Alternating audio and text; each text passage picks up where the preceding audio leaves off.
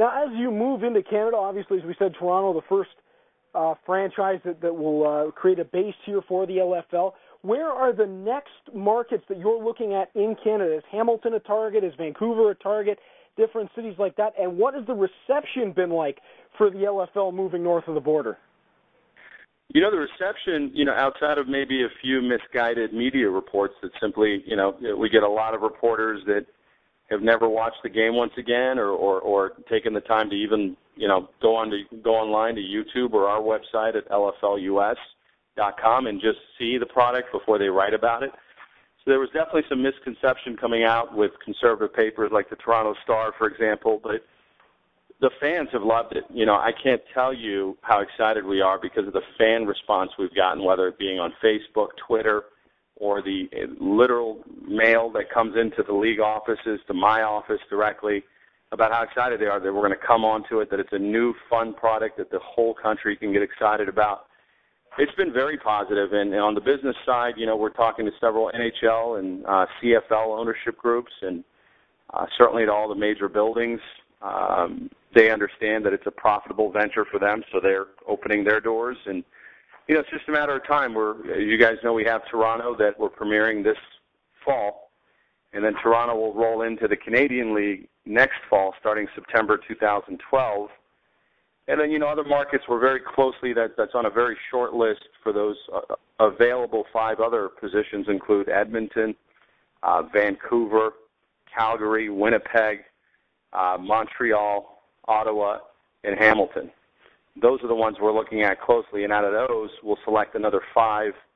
We'll select 5 of those to join Toronto with the first ever Canadian League next fall. So the Canadian League will be in place next fall, and of course, I want to make as big a case as I can for Hamilton because having the LFL in my backyard might just give me a chance as a play-by-play announcer myself to get a few games up in the broadcast booth.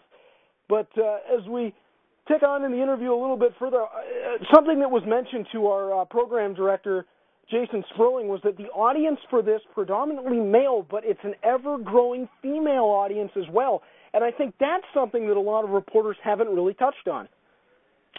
Yeah, and it's kind of a developing thing for us that we're trying to get our head around, just like you're seeing the NFL doing. There's a huge, huge percentage of women that love the game of football. The NFL has invested millions and millions of dollars in the past year or two to develop product lines and get marketing that you've probably seen on the NFL Network.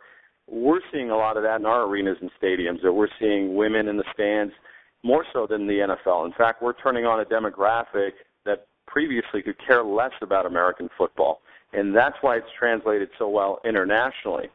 I'm sure you guys heard the announcement. We're not only launching a league in Canada, but we're also launching in Australia and Europe, where the NFL has kind of flopped internationally, American football, with the exception of Canada.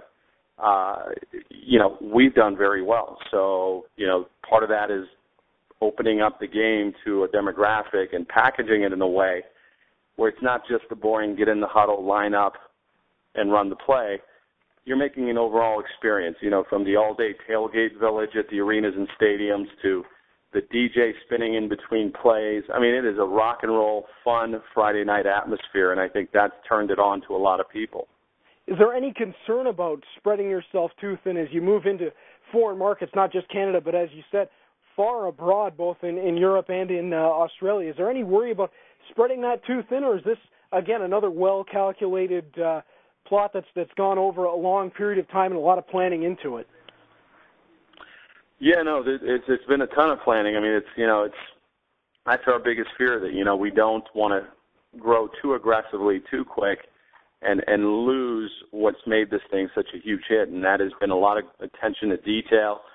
More importantly, making sure that the women are prepared to play this game and play it at a very high level.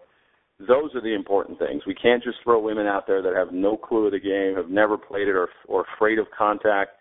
And that takes a lot of training. And we bring in high-caliber football combine groups. We've got one right there in Canada that we're going to be announcing shortly that'll be touring the countryside, running our combines for women. So there's a lot that goes into this product. It's not something where you give them a playbook and throw them out on national television and hope they perform well. it's we take our time in making sure that the girls are ready.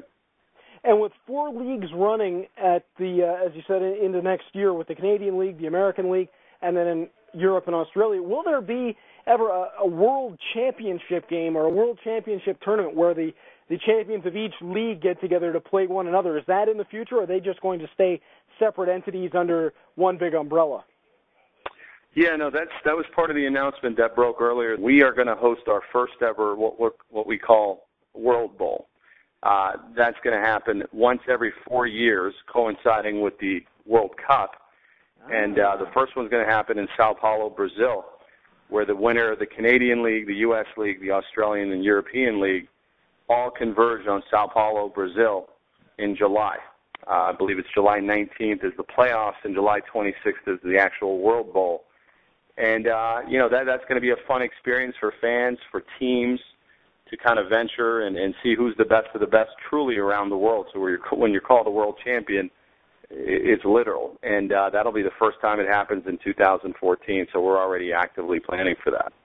Well, it sounds like a great venture. And, Mr. Mortaza, before we let you go, for those that are listening to this interview and have not seen a lingerie football game, the season starts. Opening night is the Minnesota Valkyrie and the Green Bay Chill on August the 26th. I want you to give everybody, of course, the all-fantasy game coming up on the 30th of July here in Hamilton.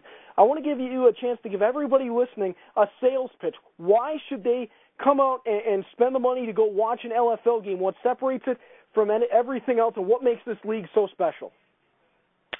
It's you can't really sell it. I mean, if you don't have a curious bug in you about seeing, if this is real football and is it being played at a high level, I'm not going to sell it to you. It's something that's, like I said, it's a incredible experience. Whether you love the game of football or couldn't stand it, it's a different sport altogether. I don't even want to call it football. There's a whole different breed of athlete, and these women are all former college athletes, so they definitely are. They have that background, so they're going to play the game at a high level, respected. But a lot of fans come into it expecting one thing. Within 2-3 plays, you forget what the girls are wearing, and you actually start watching what amounts to be a really good football game. And then you've got this atmosphere with your buddies or your girlfriends, and we get a lot of bachelorette parties. It's just a party atmosphere. I mean, we've literally run out of beer in 5 major buildings last year. That never happens, whether it's NBA or NHL or what have you. It happens with us. It is a fun atmosphere. If for nothing else, if you want to have a great night out with your friends, you go to LFL Friday Night Football. And like I said, come to Hamilton on July 30th and see it for yourself.